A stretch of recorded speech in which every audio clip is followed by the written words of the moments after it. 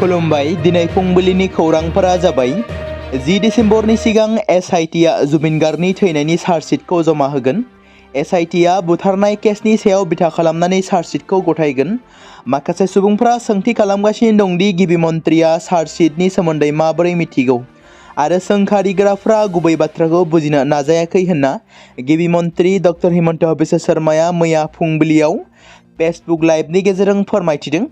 बिथाङा बेखौबो सोंथि दिखांदों दि जायफोरा जुडिशियेल इनक्वायरि कमिसनखौ सोंखारियो बिथांमोना मानो फोरमान होनो हायाखै। चार्जशीट जमा होखांनायनि उनाव आं गासैबो सोंखारिगिरिफोरखौ सोंथि खालामगोन होनना बिथां गिबि मन्थ्रिया बुंबावो। गिबि मन्थ्रिया बेखौबो बुङो 16 आरो 17 नभेम्बर खालाराव लन्दनाव सावरायनो थाखाय आं लोगो हमगोन। बेनि अनगायैबो गिबि मन्थ्रि डक्टर हिमन्त बिश्व शर्माया 9 नभेम्बर खालि भारतनि एयार फोर्सनि हाबाफारिनि सायाव बिबुंथि होबावो। मख'नो गोनांदि डक्टर हिमन्त बिश्व शर्माया फेसबुक लाइभनि गेजेरजों फोसावबावनाय बायदिब्ला सोरखारा 2025 मायथाइयाव ग्रेजुवेट जागिरिफोरनि दानारि भत्ताखौ होगोन। सोरखारा बोसोरसेनि थाखाय दानसेयाव 2500 रां होगोन आरो गुदि फरायसालिनि फोरोंगिरिफोरनो थिसनथाइ बिलाइ राननानै होगोन। बेबादिनो पुलिस कनस्टेबलनि एपइन्टमेन्ट लेटार एबा थिसनथाइ बिलाइफोराबो नभेम्बर दाननि गेजेरावनो जागोन होनना गिबि मन्थ्रिया मिथिहोदों। बेनि अनगायैबो बे दानाव 4000 पुलिस मासिफोरनि थाखाय आरोबाव एडभार्टाइजमेन्ट फोसावनाय जाबावगोन होनना बिथाङा बुंबावो। डिसेम्बर दाननि गिबि सप्तायाव एडिआरनि थिसनथाइ बिलाइखौ राननानै होगोन। सोलिफु दाननि गेजेरावनो सावस्रि बिफाननि थिसननायखौबो खालामनाय जागोन होनना गिबि मन्थ्रि डक्टर हिमन्त बिश्व शर्माया फेसबुक लाइभनि गेजेरजों मिथिहोदों। थारैनो बर'नि बिर जोहोलाव बयजों मोजां मोनजानाय मानगोनां रन्जन दैमारि बिथाङा जोबथेसालिनिफ्राय माब्ला उदां अख्राङाव फैगोन? माब्ला बिथां गेदेमाया जोबथेसालिनिफ्राय उदां जानानै जोंनि गेजेराव नुजाथि फैगोन? जों मिथिगौ बिथां गेदेमाया सिबिआइ केसजों एक्टिभ जानानै थानायनि जाहोनाव दासिमबो जोबथेसालियावनो दं। बिथांनि गोबां केसआ बोखारजानायनि उनाव बिथांनि दायो सिबिआइ केसआ एक्टिभ जानानै दं। थारैनो हाग्रामा महिलारिनि दैदेननाय बिपिएफ दोलोनि सोरखारा बिथां गेदेमा रन्जन दैमारिखौ उदां अख्राङाव लाबोनो हागोन ना? नोंथांमोना बेनि सायाव मा बुंनो सानो? 5 बोसोर बिटिसि खुंथायाव गैयै समाव हाग्रामा महिलारि बिथाङा बुंदोंमोन आं सोरखाराव फैयोब्ला बिथां रन्जन दैमारिखौ उदां खालामगोन। बबे दुनियाव बबे सुक्तियाव नुफेरा सुक्ति खालामनायनि उनाव मानसिया जेलाव थायो। जोंथ' बेबायदि नुफेराखै आल्फाखौ नुवाखै। सुक्तिनि सिगां बिसोर आल'सना पन्थी आल्फानि जेसेबां जेलाव दं बिसोर गासिबो गजोब्बाय। बिसोर गासिबो गजोब्बाय सुक्तिनि आगोलथ' गदों। दा जाय सादिन आल्फा फरेस्टफोरनि लिडारशिपआव जायफोर दं बिसोरल'सो हमजानायफ्रा गवाखै। बेनाव आल'सना पन्थी आल्फानि जेसेबां लिडार दं केडार दं गासिबो गजोब्बाय। जोंनालाय मारैथो दाबो सुक्तिया जाना थां दाबो मान गदिया। रन्जन दैमारिखौथ' आं पावाराव फैब्ला आं बख'नो हायो। आंनो बेयावबो टाइम नाङा। सुक्ति खालामबाय दसा दं नंगौ दसा दं भुलखौ मावदों। खिन्थु बिसोरो दिनै आगोलाव जा मावबाय जों दिनैनिफ्राय आरो बेबायदि खामानिखौ मावला होननानै प्रतिश्रुति होनानै सुक्ति खालामबायब्रा जोङो आरो मावला होननानै बेवहाय बिस्रा रेहाय मोननांगौब्रा मोनो। नोंना एप्रसिङानो गैयाबा बोरै जानो? नोंना एप्रसिङानो गैया नों सोरखौबा दाय होबा बोरै जानो? सुक्तिखारिफ्रा एप्रस खालामनांगोन। जोङो नंगौ जोङो ओरै भुल मावदों आगोलाव ओरै खालामदों। खिन्थु जों दिनैनिफ्राय बेबायदि मावला होननानै प्रतिश्रुति होनानै सुक्ति खालामबाय। बिनि उनाव मा थाखो? आंहाबोथ' भुल दंमोन आंबोथ' बेबायदि खामानि मावला होननानै सुक्ति खालामदों। बिनि थाखायथ' जेलनिफ्राय आंबो गदों केसाबो जोबदों। दिनै आल्फा आल'सना पन्थी आल्फानि लिडारफ्रा जों आगोलाव जा मावबाय आरोबाव जों गोदानै बेबायदि मावफिनला जोङो सान्थि थानो लुबैयो होननानै बिथांमोनाबो सुक्ति खालामबाय। बिनि थाखायनो जेलनिफ्राय गजोब्बाय। मख'नो गोनांदि गेदेमा रन्जन दैमारि बिथाङा सिबिआइ केसजों एक्टिभ जानानै थानायनि जाहोनाव दासिमबो जोबथेसालियावनो दं आरो बिथाङा उदां अख्राङाव फैनो हायाखै। थांनाय माखासे बोसोरफोराव बिथां गेदेमानि मोननैसो हियारिं जानानै थांदोंब्लाबो मोजां फिथाइ थायाखै। बे बाथ्राखौ मख'नो गोनांबावदि बर'फोरनि थामथि गोरोबथा बिटिआर गोरोबथा जानानै थांनाय उनाव थामहिनबा थांनाय 2020 मायथाइनि 27 जानुवारि खालाराव जानानै थांदोंमोन बिटिआर गोरोबथाया।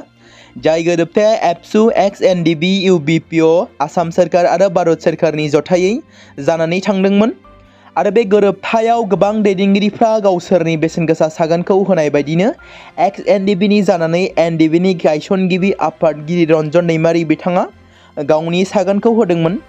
बिटिआर गोरोबथानि गेजेरजों गोबां दफाफोरा दंमोन जाय दफाफोरनि गेजेरजों बारग' एनडिबिफोरनि केसखौ बोखारजोबनाय गासै बारग' एनडिबिफोरखौ उदां खालामनायनि मोनसे दफाया दंमोन। नाथाय दफाया दंमोनब्लाबो माखासे बारग' एनडिबिफोराल' उदां अख्राङाव फैनो हानानै रन्जन दैमारजों लोगोसे माखासे बारग' एनडिबिफोरा दासिमबो जोबथेसालियावनो दं, जेराव बिथांमोना उदां अख्राङाव फैनो हायाखै। प्रमद बर'नि दैदेननाय इउपिपिएल दोलोनि खुंथाया बायनायनि उनाव दायो आद्रा थाबावनाय खामानिफोरखौ हाग्रामा महिलारिया मावफुंगोन ना मावफुङा? थारैनो रन्जन दैमारजों लोगोसे जोबथेसालियाव थानांनाय माखासे बारग' एनडिबिफोरा उदां जागोन ना? थारैनो हाग्रामा महिलारिया बिटिसि खुंथाय गैयै समाव रन्जन दैमारिखौ जों खुंथायाव फैयोब्ला उदां खालामगोन होनना बाथ्राखौ लानानै गासै बारग' एनडिबिफोरखौ जेलनिफ्राय उदां अख्राङाव लाबोगोन ना? बेफोर सोंलुआ सोमजिदों रायजो राजाफोरनि गोसोआव। आसा खालामो मानगोनां बिटिसिनि चिफ हाग्रामा महिलारिया जाहाथे उदां खालामगोन एबा जोंनि गेजेराव गेदेमा बिथांखौ उदां जाहोगोन, बेखौनो आसा खालामनाय थाबाय। गुवाहाटी पल्टन बाजार पुलिस थानानि साखाथियाव थानाय गंसे दाबानि हेंथायै गसर थिसननाय जादों। अजद होगिरिफ्रा अजद होनाय बायदिब्ला बे जाग्रा आदार खुलिया जेबो लाइसेन्स गैयालासे माइरं, ना, बेदर फाननानै सिरियै जौ फानगासिनो दंमोन, जायनि जाहोनाव समाजारि आबहावाखौ खहा खालामगासिनो दंमोन। मख'नो गोनांनि माखासे सुबुंफ्रा सोंथि खालामदों दि आबगारि बिफान आरो पुलिस खुंथाया पुलिस थानानि साखाथियाव थानाय हटेलफोरनि सायाव मानो जेबो राहा लायाखै, जाय हटेलफोरा पारमिट गैयाजासे खुलायै जौ फानो। सोरनि थिननायाव बिसोर बेफोरबायदि आयेन बेरेखा फालांगि खालामगासिनो दं? बावैसो सान सिगां माहारियारि दैदेनगिरि सुकुमार बर्मननि दैदेननायाव मोनसे हानजाया दाबा बिगोमाफोरनिफ्राय दायखौ दाबि खालामदोंमोन आरो बिथांमोनखौ हमनानै सोंनाय फिन्नाय खालामदों। मैया बेलासि 4 रिंगासो समाव माहारियारि राजा लामा 15 नंनि सिसि बरगाव पुलिस चेक पइन्टनि साखाथियाव मोनसे गिख्रंथाव लामा जाब्रबथाय जालाङो। गंसे एल्ट' K10 गारिया कन्ट्रल खोमानानै लामा सेरनि बिफाङाव सौग्रावहैयो। जाब्रबथाया ओरैबायदि गिख्रंथावमोन दि गारिया लामा सेरनि बिफांजों सौग्रावदोंमोन आरो हा सेरनिफ्राय 3 मिटारसो गोजौआव गाखोदोंमोन।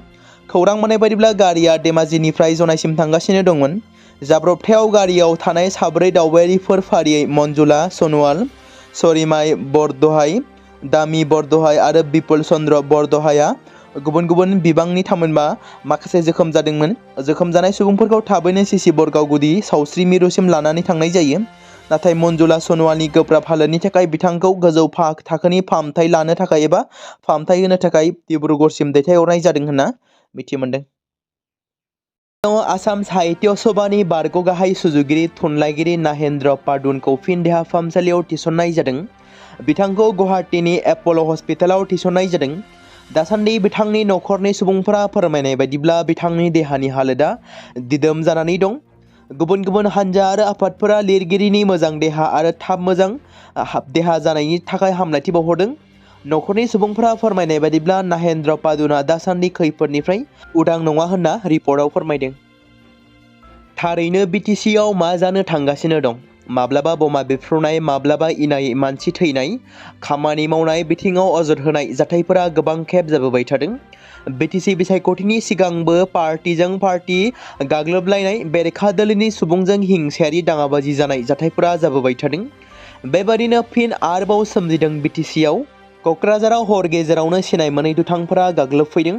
बिटिसिनि गाहाय राजथावनि क'क्राझार सोहोराव हर गेजेराव सा 10 सिनाय मोनै दुथांफोरा गंनै बलेर' गारिजों फैनानै मोननै जायगानि गुबुन गुबुन नखरखौ गाग्लोबदों, जायनि जाहोनाव ओनसोलाव गोबां गिखांनाय थासारि सोमजिदों। खौरां मोननाय बायदिब्ला दुथांनि हानजाया गिबियाव तितागुरि भबानिपुराव बिपिएफ दोलोनि मददगिरि रन्जन साहानि न'खौ नोजोर होनानै बेनि उनाव जेडि र'डआव थानाय रुपम दत्तनि न'सिम थाङो। नखरनि सोद्रोमाफोरखौ दाबि आरो हुमखि होनानै गालाङो, जेराव धोन सम्फथिफोरखौ खहा खालामलाङो होनना मिथिहोदों। खहा जानांनाय नखरफोरा गाग्लोबग्राफोरखौ बारग' बिटिसिनि इएम अरुप कुमार देनि मददगिरिफोर होननानै पुलिसनो खौरां होदों। खौरां मोनबावनाय बायदिब्ला बे जाथायखौ गासैबो CCTV फुटेजआव रेकर्ड मोननाय जादों होनना मिथिमोनदों। नभेम्बरनि फुंबिलियाव मिरु रांखान्थि मन्थ्रिया जागिरदआव थांगोन। मोनाबिलि समाव बिथाङा गुवाहाटीआव गोदानै लुफुंजानाय जाहाज टार्मिनेलखौ बेखेवगोन। बेनि उनाव 8 नभेम्बर खालि बिथाङा गहपुराव शहीद कनकलता मुलुगसोलोंसालियाव अन्थाइ खाम्फा गायसनगोन। मोनसे दुखुनांथाव जाथाय चिरां जिल्लानि बिजनी 3 नं हायनारि गामियाव मासे हाग्रानि मैदेरा मोब्लिब गोहोजों बोगथाबजानानै जिउ गोमादों। जायगानि सुलुंनिफ्राय मिथिनो मोननाय बायदिब्ला गामिनि सासे सुबुङा गावनि न'नि सोरगिदिं मोब्लिबनि थार लागायदोंमोन। जाहोनाव मैदेरा मोब्लिबनि थारजों नांजाबनानै एबा बोगथाबजानानै थैयो। हाग्रा बिफाना जायगायाव सहैयो आरो नायबिजिरनायखौ जागायदों होनना मिथि मोनदों। भारतनि मुंदांखा आइजो क्रिकेट गेलेगिरि रिचा घ'षआ गावनि आगसि गेजेर आसियाव हेयारलाइन फ्रेक्चार जानायनि उनावबो 2025 आईसीसी आइजो अ'.डी बुहुम काप सेमिफाइनाल आरो फाइनालाव साहसजों गेलेदों। घ'षआ निउजिलेन्डनि हेंथायै भारतनि लीग मेचनि सायाव जखम जादोंमोन, नाथाय बिथाङा 16 बलाव 26 रान बुनानै अस्ट्रेलियानि बेरेखा सेमिफाइनालाव फैफिनदोंमोन। फाइनालाव बिथांजोआ 24 बलाव 34 रान लानानै मख'जाथाव बिहोमा होदोंमोन, जाय भारतखौ बुहुम काप देरहानायाव मदद होदोंमोन। बिथांनि फोरोंगुरु शिव शंकर पौलआ फोरमायथिनाय बायदिब्ला घ'षआ सानायनि गेजेरजोंब्लाबो बेटिं खालामनानै सोमोनांथाव गोसोआरि गोहोखौ दिन्थिदोंमोन। गावनि दुखु मोननायजों लोगोसे बिथाङा मोन्नैबो मेचआव मैखोम बिफाव लादोंमोन, जायनि थाखाय भारतआ गावनि नखर मोजां मोनगिरिफोरनि सिगाङाव जारिमिनारि देरहासारनो हादोंमोन। गासै बुहुमावनो सासे मेयरनि सोमोन्दै सावरायजागासिनो दं। बे मेयरआ जादों निउयर्क सोहोराव गोदानै सायख'जानाय भारतारि सुबुं मेयर शाहरान ममदानी। मख'नो गोनांनि जाहरान ममदानीआ भारतारि सावथुन दिथागिरि मीरा नायर आरो महम्मद ममदानी फिसाज्ला। मख'नो गोनांनि जेब्ला निउयर्क नोगोरमानि मेयर मासिगिरिनि थाखाय बिथांनि बिजाथिनि मुंखौ फोसावनाय जादोंमोन, अब्ला देरहानायनि जेबो जाथावना नुजायाखैमोन। खौरां मोननाय बायदिब्ला बिथाङा देरहानायनि 100% खाबु दंमोन, नाथाय 100%आ माबोरै 100%आव सोलायो बेखौ खोनानानै गोमोथाव जादों। जाहरान ममदानीआ गोबां बिथिंफोराव गोब्राब जेंनाफोरजों मोगा-मोगि जानांदोंमोन। बेफोरनि गेजेराव दङ बेसेन बांनायनि हार, निउयर्क सोहोरनि हाथाइ-बाजारफोरखौ सामलायनाय, खाजोना बुथुमनायनि खान्थि, नोगोरमाखौ बेसेनगोसा रोगानायनिफ्राय उदां खालामनाय, निउयर्क सोहोरनि लामाफोराव मानसिफोरनो थाग्रा खुलि होनाय। बिसायख'थिनि मिरु आयदा जानायजों लोगोसे ममदानीआ बे बिथिंफोराव गोब्राब जेंनाफोरजों मोगा-मोगि जानांदोंमोन। जेब्ला बिथाङा बिसायख'थि फोसावदिंनायनि बाहागो महरै भटारफोरनि गेजेराव सौहैनो हमो, अब्ला रावबो ममदानीखौ सिनायाखैमोन। नैथि 15 बोसोर बैसो सिंनि हिनजावसाफोरनि जोबथा गेलेनाय बादायलायनाया बेरगाव गोजौसिन गेजेरारि फरायसालियाव जोबनानै थांबाय। दुलाराय बर' फरायसा आफादा देग्लायनि ब्रैथि 13 बोसोर बैसो सिंनि हौवासा आरो नैथि 15 बोसोर बैसो सिंनि हिनजावसाफोरनि जोलुर गेलेनाय बादायलायनायखौ मोननै जन फारियै ए जन चिरां आरो बि जन उदालगुरियाव खुंफुंनाय जादों। बेनिनो मैया 5 नबेम्बर 2025 खालारखालि बि जननि बेरगाव गोजौसिन गेजेरारि फरायसालिनि गेलेग्रा फोथाराव नैथि 15 बोसोर बैसो सिंनि हिनजावसाफोरनि जोबथा जोलुर गेलेनाय बादायलायनाया कार्बि आंलं जिल्ला एबसुनि गेलेग्रा हानजा आरो क'क्राझार जिल्ला एबसुनि गेलेग्रा हानजानि गेजेराव जानानै थाङो। मख'जाथावदि बे जोबथा गेलेनाय बादायलायनायाव कार्बि आंलं जिल्ला एबसुनि गेलेग्रा हानजाया क'क्राझार जिल्ला एबसुनि गेलेग्रा हानजाखौ 3 गल फारागथियाव गल सोनानै देग्लायनि नैथि 15 बोसोर बैसो सिंनि हिनजावसाफोरनि देरहासार जानो हायो। बे जोबथा जोलुर गेलेनाय बादायलायनायावनो बराय बिबुंथि लाखियो दुलाराय बर' फरायसा आफादनि मानाव गेदेर आफादगिरि दिपेन बर'। बिथाङा हाबाफारियाव जर'खा आलासि महरै बाहागो लायो बर' थुनलाइ आफादनि मानगोनां गाहाय नेहाथारि नीलकान्त गयारी। बिथाङा हाबाफारिनिनो जोबथा जोलुर गेलेनाय बादायलायनायखौ जागायजेननानै किक अफ खालामना होयो। सुब्रता काप 2025 नि देरहागिरि समायना बसुमतारी। बिथाङा बे समाव मोनसे गोनां फोसावथाय बर' सावथुन नायनानै मोजां मोनग्रा गासै बर' रायजो राजाफोरनि गेजेराव लानानै फैदों मोनसे बर'नि OTT प्लेटफर्म गोनां, जाय प्लेटफर्मनि गेजेरजों नोंथांमोना बर'नि गोदान गोजाम सावथुनफोरखौ नुनो मोनगोन। थांनाय माखासे बोसोर सिगां बर'नि गेजेराव लानानै फैनाय निउबो एप बायदिनो फिन आरोबाव लानानै फैदों बर' रायजो राजाफोरनि थाखाय। बे बाथ्राखौ मख'नाया गोनांदि 2025 मायथाइनि जानुवारि दानाव ओंखारनाय आंगो स्ट्रिम मुंनि मोनसे OTT प्लेटफर्म गोनां निउबो एपनि गेजेरजों नोंथांमोना गोबांथार बर'नि सावथुनफोर जेरै ट्रेजेडि, रमान्टिक, एक्सन आरो कमेडिजों बुंफबनाय सावथुनफोरखौ नुनो मोनगोन। जेरै सनानि नखर, थांखि गैयै समाज, अनसुला आफा, हिर', बिमा बायदि बाजै, अर, थैसाम, वान्टेड, संदान आरो रं नाम्बार बायदि सावथुनफोरा मख'जाथाव। बेफोर सावथुनफोरखौ नायनो थाखाय नोंथांमोना गिबियावनो आंगो स्ट्रिम एपखौ गाव गावनि मबाइलाव थानाय प्ले स्ट'रनिफ्राय डाउनल'ड खालामनानै लोगोसे इनस्टल खालामनानै गावनि मबाइल नाम्बारजों लग इन खालामनानै लाग्रोनांगोन। बेनि उनाव नोंथांमोना गोबांथार नुनो मोनै सावथुनफोरखौ गुगोल पे, फन पे आरो पेटिएमजों रं नाम्बार सावथुनखौ नायनो थाखाय 60 रां आरो संदान सावथुनखौ नायनो थाखाय 80 रां, वान्टेड सावथुनखौ नायनो थाखाय 60 रां, थैसाम सावथुनखौ नायनो थाखाय 60 रां बेबायदिनो गोबांथार नुनो मोनै सावथुनफोरखौ नायनो थाखाय सुबिदा खालामनानै होदों आंगो स्ट्रिम प्लेटफर्मा। फिन नोंथांमोननि गेजेराव फोरमायबावनो लादों बर' सावथुन नायनानै मोजां मोनग्रा गासै बर' रायजो राजाफोरनि गेजेराव लानानै फैदों मोनसे बर'नि OTT प्लेटफर्म गोनां, जाय प्लेटफर्मनि गेजेरजों नोंथांमोना बर'नि नुनो मोनै सावथुनफोर जेराव गोदान गोजाम सावथुनफोरखौ नुनो मोनगोन। बे बाथ्राखौ मख'नाया गोनांदि 2025 मायथाइनि जानुवारि दानाव दिहुनजानाय आंगो स्ट्रिम मुंनि मोनसे OTT प्लेटफर्म गोनां एपनि गेजेरजों नोंथांमोना गोबांथार बर'नि ट्रेजेडि, रमान्टिक, एक्शन आरो कमेडिजों बुंफबनाय सावथुनफोरखौ नुनो मोनगोन।